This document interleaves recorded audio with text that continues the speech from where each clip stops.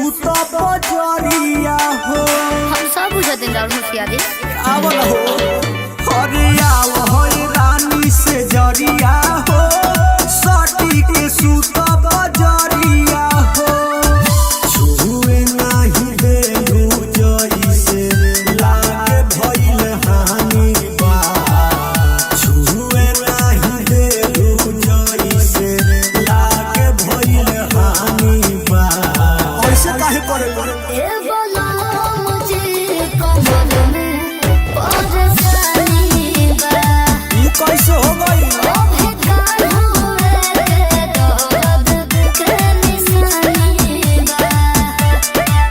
ए बोला मुझे कमल में परेशानी बा। कौन दर्द हरे? Music said Rakesh.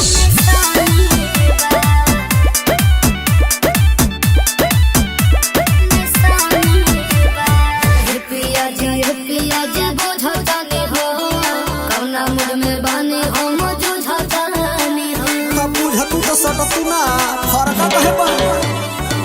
पिया जी बुझतानी हो कौना मुड में बानी हम जुझतानी हो।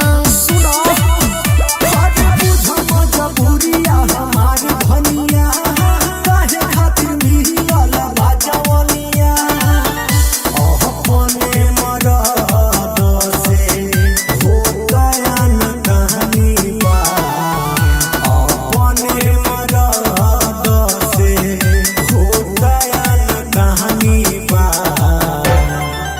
ए बोलो मुझे कमर में परेशानी बा।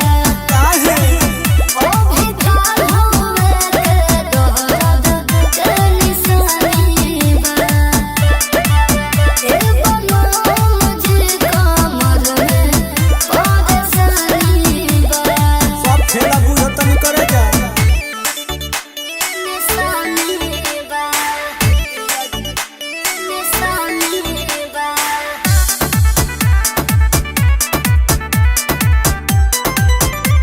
कमर में परेशानी बा।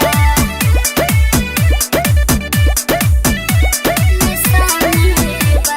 जानो तानी हो सब जी रौरा फेरा में आइल नहीं अब जी। हम सब बुझते हैं राहुल मुखिया दे पूछ नहीं तू बुझ। जानो तानी हम सब जी रौरा फेरा में आइल नहीं अब जी।